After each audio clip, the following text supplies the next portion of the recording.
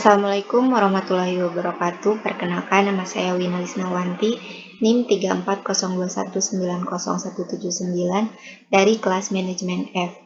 Di sini saya akan menjelaskan contoh kasus penaksiran fungsi dan perakiraan permintaan dengan metode tidak langsung. Nah, di sini sudah ada pendahuluannya. Nanti kita bisa baca bersama ya. Kemudian penaksiran dan perakiraan permintaan. Nah, di sini perbedaan antara penaksiran dan perakiraan permintaan. Penaksiran fungsi permintaan merupakan proses untuk menentukan nilai koefisiensi suatu fungsi permintaan pada suatu produk, sedangkan perakiraan nilai-nilai permintaan suatu produk di masa yang akan datang. Penaksiran dan perakiraan permintaan memiliki tujuan yang berbeda. Tujuan utama penaksiran permintaan adalah untuk mengevaluasi penentu harga produk oleh perusahaan telah sesuai dengan kemampuan individu dan masyarakat. Perakiraan permintaan dimaksudkan untuk sebagai sumber informasi di dalam merencanakan produk dan pengembangan produk di masa depan. Nah, metode penaksiran itu ada dua, ada metode tidak langsung dan metode langsung.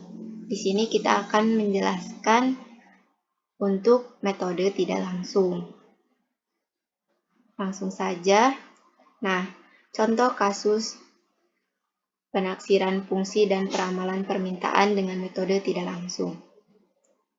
Di sini saya mengambil contoh data penjualan produk A di perusahaan e-commerce cemerlang. Nah, ini tahun-tahunnya.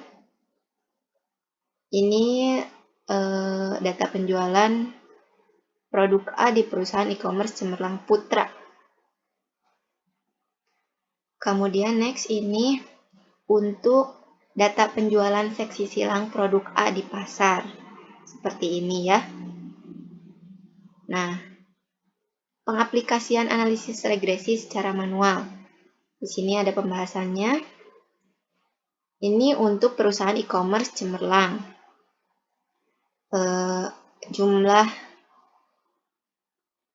X-nya 36.000, jumlah Y-nya 5.155, jumlah XY 18.345.000, jumlah X pangkat 2 yaitu 204 juta dan jumlah Y pangkat 2 3.910.825.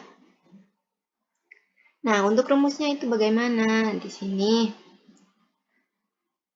Nah, B sama dengan N sigma XY dikurangi sigma X sigma Y. Nah, N sigma X pangkat 2 dikurangi dalam kurung sigma X pangkat 2. Nah, ini langsung saja. Nah, ini tuh dari yang data di atas tadi. Nah, dari sini. Nah, seperti ini. Jadi, hasilnya 0,1155357143 dibulatkan menjadi 0,116. Nah, kemudian jadi berdasarkan pada perhitungan di atas, maka dapat diketahui fungsi permintaan adalah Y sama dengan 1164 dikurangi 0,116 atau Q sama dengan 1164 dikurangi 0,116 P. Nah, ini untuk perusahaan e-commerce Cemerlang Putra yang tadi, yang kedua. Nah, ini jumlah X-nya 40.000, jumlah Y-nya 4.840, jumlah XY 19.210.000, jumlah X kuadrat 242 juta, dan jumlah Y pangkat 2 itu 3.556.600. Masih sama rumusnya, yaitu B sama dengan N sigma XY dikurangi sigma X sigma Y per N sigma X kuadrat dikurangi dalam kurung sigma X pangkat 2. Seperti ini, dan hasilnya 0,1188095238 dibulatkan menjadi 0,119. Jadi berdasarkan pada perhitungan di atas, maka dapat diketahui fungsi permintaannya adalah Y sama dengan 1,199 dikurangi 0,119.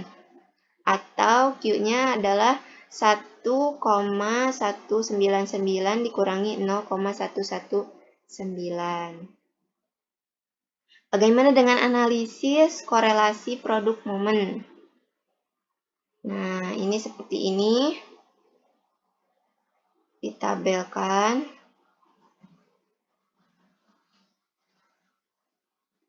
Nah, seperti ini. Ini juga masih sama. Sehingga berdasarkan pada perhitungan di atas, maka dapat diketahui fungsi permintaannya adalah Y sama dengan 1179 dikurangi 0,117. Atau X 1179 dikurangi 0,117.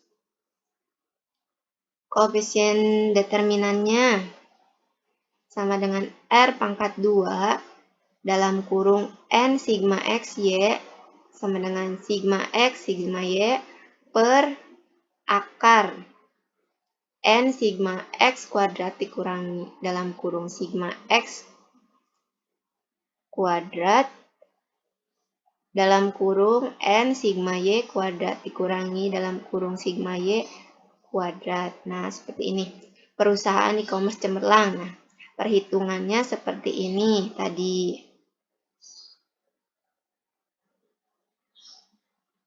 Nah, seperti ini. Sehingga hasilnya itu R pangkat 2 yaitu 0,952. Proporsi penjelasan pengaruh harga produk A terhadap jumlah permintaan A pada perusahaan e-commerce cemerlang dapat dijelaskan sebesar 95,2%, sedangkan 4,8% dijelaskan oleh faktor lain. Nah, kemudian untuk yang kedua, perusahaan e-commerce cemerlang Putra. Masih sama rumusnya, R pangkat 2 dalam kurung N sigma X Y dikurangi sigma X sigma Y per akar N sigma X kuadrat dikurangi sigma X kuadrat dalam kurung dalam kurung N sigma Y kuadrat dikurangi dalam kurung sigma Y tutup kurung kuadrat. Nah, seperti ini, sehingga hasilnya 0,943.